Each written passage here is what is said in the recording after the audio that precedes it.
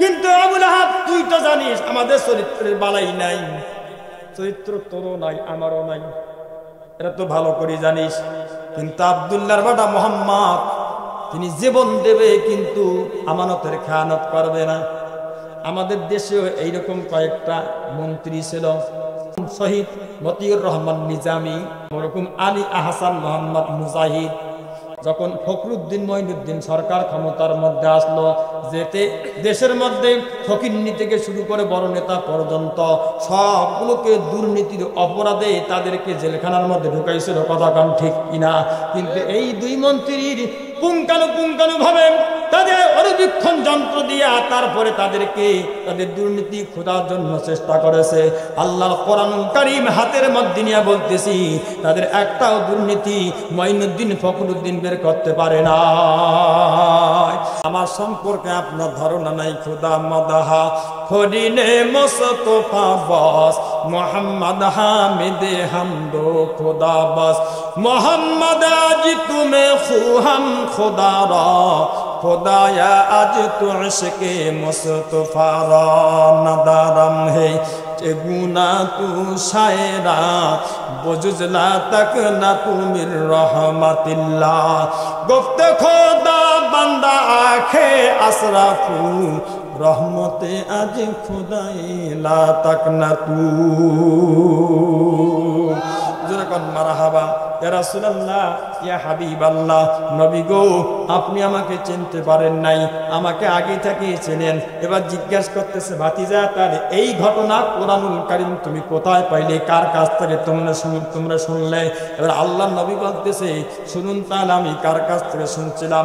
ওমা ইয়ানতিকু আনিল হাওয়া ইন হুয়া ইল্লা ওয়াহয়ুহা আল্লামাহু শাদীদুল কুওয়া যু মিররাতিন ফাসতাওয়া ওয়া হুয়া বিল উফুকিল আ'লা সুম্মা দানা ফাতাদাল্লা ফাকানা কাবা কাউসাইনি আও আদনা ফাআওহা ইলা আবদিহি মা আওহা।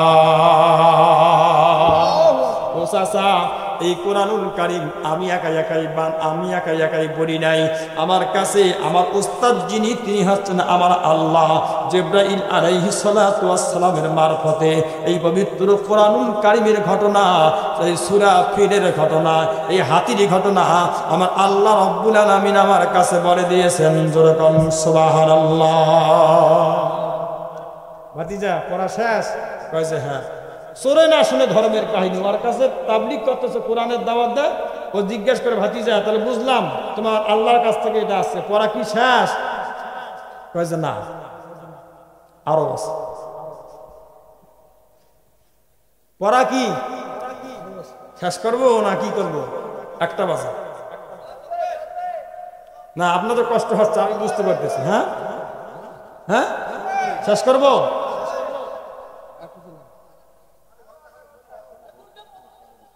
না না না, এগুলো বক্তা মারে বুদ্ধি করছে। আমি তো উপরে বসে আছি, কতগুলো খাতা কাপড় গায়ে দিয়ে, কিন্তু আপনাদের শরীরে তো তেমন কিছু না, মাটির মধ্যে বয়ে রয়েছেন। ঠান্ডা লাগে না? চলবে? বাবা গরম পল না, এইরকম পল যদি আমাকে দিত।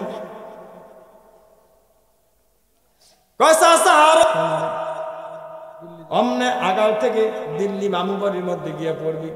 উনি চিন্তা ভাবনা করলো, বাবা সকালবেলা উঠিয়া কোরআন শরীফ নাকি খোঁজে, ওনার নেতারা বলছে। এরপরে যায় নামাজের তসবিহ নিয়ে দিনটা আরম্ভ হয় সূর্য ওঠার পর থেকে সূর্য ডুবা পর্যন্ত এই কাম নিয়েই পড়ে থাকে।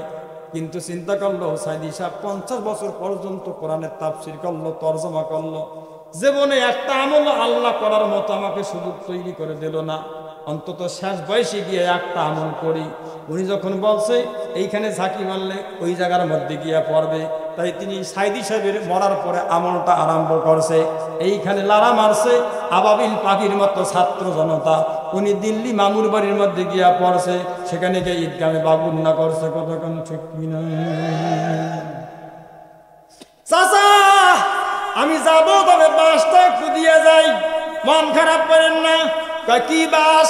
এবার আপনারা যদি মুখস্থ থেকে আমার সাথে বলেন তাব্বাত ইয়াদা আবি লাহাবিন ওয়া তাব্বা মা আগনা আনহু মালুহু ওয়া মা কাসাব সায়াসলা নারান যাতা লাহাবিন আমরাতুহু হাম্মালাতাল হাতাব ফি জিদিহা হাবলুন মিন মাসাদ।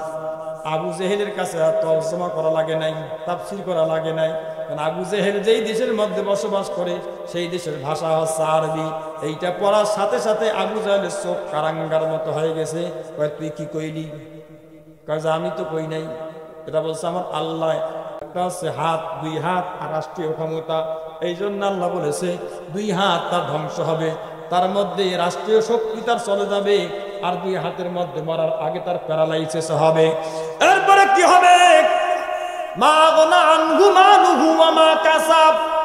জনগণের যতগুলি সম্পদ আত্মসাৎ করেছে, নিজের পকেটের মধ্যে ঢুকাইছে, বাংলাদেশ থেকে নিয়ে সুইজারল্যান্ডের সুইস ব্যাংকের মধ্যে জমা করেছে, এই সবগুলোকে বাজেয়াপ্ত করা হবে। আল্লাহ বলতেছে সম্পদ যা অবৈধ উপায়ে উপার্জন করেছে একটাও তিনি খাইতে পারবে না, সব কিছু নষ্ট হয়ে যাবে। এরপরে তার স্ত্রী তিনিও চলে যাবেন, এর মানে তিনিও দুনিয়ার মধ্যে থাকবে না, ওইটাও গলার মধ্যে ফাঁস দিয়ে মরবে। অথবা এই জন্য এই পৃথিবীর মধ্যে কোরআনুল কারিমের ধারক এবং বাহক যারা, তাদের সঙ্গে দুশ্মনী করে যারা, কোরআনুল কারিমের ধারক এবং বাহক যারা, কান খাড়া করে শোনেন, তাদের সঙ্গে দুশ্মনী করে যারা, তাদেরও এই পৃথিবীর মধ্যে থাকা অবস্থায় তিনটা ঘটনা ঘটবে। একটা হচ্ছে মৃত্যুর আগে তাদের প্যারালাইসিস হবে, দুই নাম্বার যে অর্থ সম্পদ উপার্জন করেছে ভোগ করতে পারবে না, আর তিন নাম্বার তার বউ মৃত্যুর আগে তার কাছে সংসার করবে না, পালিয়ে যাবে। ঘটবে তিনটা, প্যারালাইসিস হবে, বউ পালাবে, সম্পদ যা উপার্জন করেছে ভোগ করতে পারবে না। কবর ঝুঁকে মিসলে কামানি হুই হুই নানা হুয়া হুই নানি হুই বা বিসমিল্লাহ গেরেপ্তান খা মায়েরা বকুনে দিল্লা বিস্তাম না মায়েরা। সেকুন সেকুন চাউলের ভাত, ট্যাংরা মাছের ঝোল, নিত্যদিনই থাকে বেটার পেটের গন্ডগোল। সকালবেলা চিনি ছাড়া চা, বিকালে দেড়খান রুটি, ওজন করা চাউলের ভাত, পাপিয়া তরকারি। আল্লাহ তাআলা এমন একটা রোগ তারে ধরাই দিয়েছে, আল্লামা ডায়াবেটিস রহমাতুল্লাহ আলাইহি। কি রোগ ধরাই দিয়েছে? আল্লামা ডায়াবেটিস রহমাতুল্লাহ আলাইহি। এমন রোগ আল্লাহ তাআলা চাপাই দিয়েছে, ডাক্তার বলে দিয়েছে ইলিশ মাছের ঝোল আজকে থেকে মাকরু, গরুর গোশতের ঝোল আজকে থেকে হারাম, পাঙ্গাসের চর্বি আজকে থেকে নাজায়েজ, কিছু খাইতে পারবি না। কি খাবি? কয় সকালবেলা চিনি ছাড়া চা, বিকেলে দেড়খান রুটি, দুপুরের বেলা আধা কাপ চাউলের ভাত, তাও পাপিয়ার তরকারি দিয়া লবণ ছাড়া। এইগুলি খেয়ে তারপরে পৃথিবীর মধ্যে যে কয়দিন বাঁচতে চাও এইরকম বাঁচবি। যেই নেতার পেট ছিল দেওয়ানবাগি পিসাবের মতো 12 মাসি পেট, নেতা মরার সময় না খাইতে খাইতে এমন ভাবে শুকিয়ে গেছে, এখন আর নেতাকে চিনা যায় না। কবর ঝুঁকে মিশলে কামানি হুই হুই নানা হুয়া হুই নানি হুই। এই চামড়া আজকে টাইট আছে তাই বাহাদুরি দেখাও, চামড়া কিন্তু একদিন ঢিল। বলেন বলেন, এ চামড়া একদিন ঢিল হবে। সেই দিন দেখবে তোমার আমও যাবে, সালাও যাবে, আশেপাশে কাউকে পাবে না। তবে নেতাদেরকে সতর্ক করার জন্য ছোট্ট একটা কথা বলি, আমাদের দেশের মধ্যে থাকবেন কিছু চামচা আছে, সেলফি চামচা। এই সেলফি চামচারা আপনার যখন নেতা আসে, নেতাদের সঙ্গে ছবি তুলিয়া তারপরে ফায়দা হাসিল করার জন্য ফোনের মধ্যে সেলফি উঠায়, এইটা আবার ফেসবুকের মধ্যে দিয়া তারপর আকাম কুকাম বিভিন্ন জায়গার মধ্যে করে। আপনি কি চেনেন আমি অমুক নেতার ডাইনে হাত, আপনি কি জানেন আমি অমুক নেতার হস্তে বামা হাত। এইভাবে করিয়া তারা নেতার কাছে ফায়দা হাসিল করার জন্য চেষ্টা করে। নেতা বিপদের মধ্যে পড়লে এই সেলফি কেরামান কাতিবিন যারা আছে একটাকেও কাছে পাইবেন না। আবু লাহাবের জন্য পবিত্র কোরআনুল কারীমের আয়াত নাযিল করে দিল। আবু জাহেল বলতেছে, মুহাম্মদ রে, তুই যেই কালেমা দাওয়াত নিয়ে আমার কাছে আসছিস, আমি এই মুহূর্তের মধ্যে আবু লাহাবের কাছে চলে যাব। আবু লাহাব হচ্ছে রাসূলের আপন চাচা। আবু লাহাব আপন চাচার, আবু জাহেল চাচতো চাচা। আবু লাহাব কি হয়? আপন চাচা। তার কাছে গেছে। আবু লাহাব এবার কান্নাকাটি আরম্ভ করছে। আবু জাহেল, এটা কি সত্যি মোহাম্মদ বলছে? কয়েছে হ্যাঁ, এটা মোহাম্মদ বলছে। কয় তাই নাকি? আবার জিজ্ঞাসা করছে, আবু জাহেল সত্যি করে বলো তো এই কথা কি মোহাম্মদের? কয়েছে হ্যাঁ লাহাব, প্রতি বিশ্বাস হয় না এটা মোহাম্মদের কথা। আবু লাহাবের চোখ থেকে পানি পড়তেছে দরদর করে। কেন রে কান্দিস কেন? কান্দিস এই জন্যে, আব্দুল্লাহর বেটা মোহাম্মদকে যদিও বা আমি নবী হিসাবে স্বীকার করি না, তবে আমি এই কথা বাস্তব আমি জানি, আব্দুল্লাহ বেটা মোহাম্মদ তিনি যে একজন নবী, এতে বিন্দু পরিমাণ কোনো সন্দেহ নাই। আর কোন নবী যদি এই কথা বলে, কোনো ব্যক্তির নামে কোনো কথা বলে, এই লোক 3 মাসের বেশি বাঁচে না, 3 মাস পর আমার মৃত্যু হয়ে যাবে। আবু জাহেল রে, এই জন্য আমার চোখের মধ্যে পানি। আবু জাহেল এবার তিনিও কাঁদতেছে। এবার তিনি বলেন, তুই কান্দিস কেন?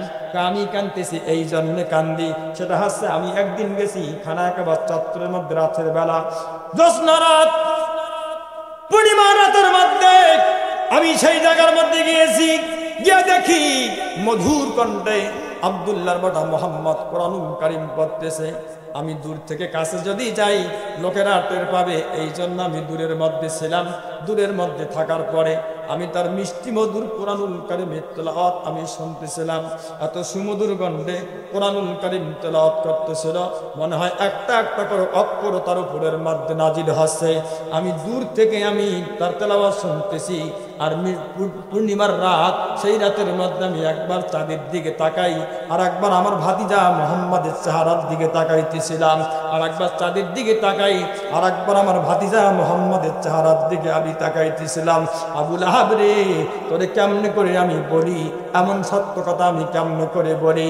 আমি এই দৃশ্য দেখার পরে আমি তখন ভাবছিলাম, আমার ভাতিজার চেহারা আল্লাহ রাব্বুল আলামিন এত চমৎকার করে সুন্দর করে তৈরি করেছে, আসমানের পূর্ণিমা চাঁদের মধ্যে খুব থাকতে পারে, আমার ভাতিজা আব্দুল্লাহর বেটা মোহাম্মদের সৌন্দর্যের মধ্যে একটু খুঁত নাই। জোরে কান সুবহানাল্লাহ।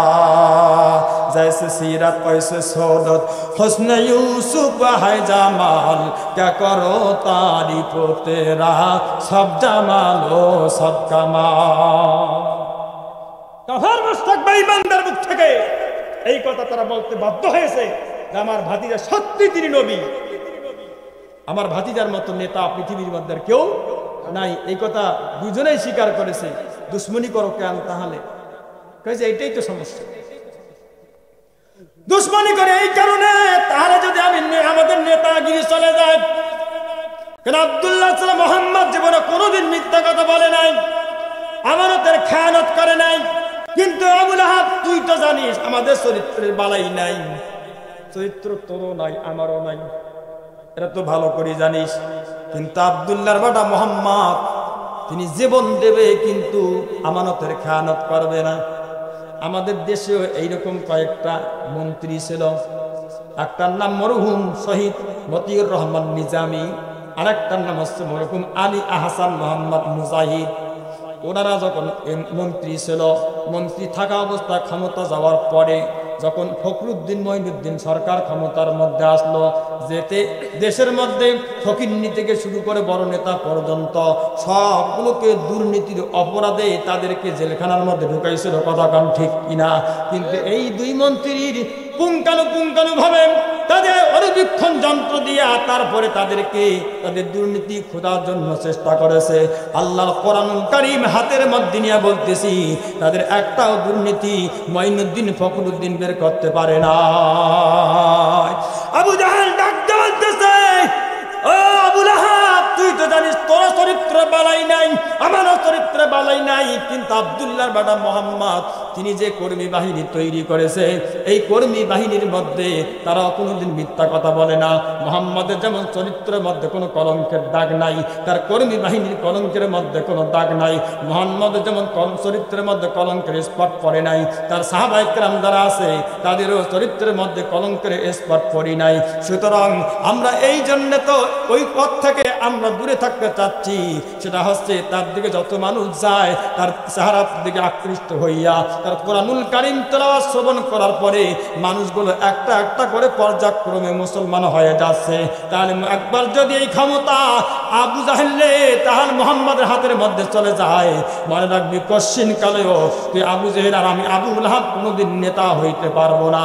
এই জন্য তাদেরকে মারধর করিয়া জেল জুলুমের ভয় দেখিয়া তাদেরকে জেলখানার মধ্যে আমরা ঢুকাই রাখি, অথবা নাগরিকত্ব ক্যান্সেল করে দিয়া তারপরে দেশ থেকে সরানোর জন্য আমরা ষড়যন্ত্র করি। তাদের সঙ্গে অন্য কোনো মামলা মোকদ্দমা আমাদের নাই, একটাই মাত্র দুশ্মনী, সেটা আছে যদি ক্ষমতা হাতছাড়া হয়ে যায়। মুহাম্মাদের সঙ্গে আবু লাহাব আর আবু জাহেলের দুশ্মনী কি নিয়া? ক্ষমতা যদি হাতছাড়া হয়, ক্ষমতা যদি হাতছাড়া হয়, এই জন্য মুহাম্মাদের সঙ্গে দুশ্মনী, আর কোনো দুশ্মনী না। আবু লাহাব বলতেছে, আবু জাহেল বলতেছে, আবু লাহাব রে, একবার দুইবার নয়, মুহাম্মদকে 54 বার হত্যা করার জন্য আমি চেষ্টা করেছি, কিন্তু হত্যা করতে পারি নাই। চল দুইজনে মিলে এবার আমরা হত্যা করার জন্য যাব। এবার মুহাম্মদকে হত্যা করার জন্য চলে যাবেন।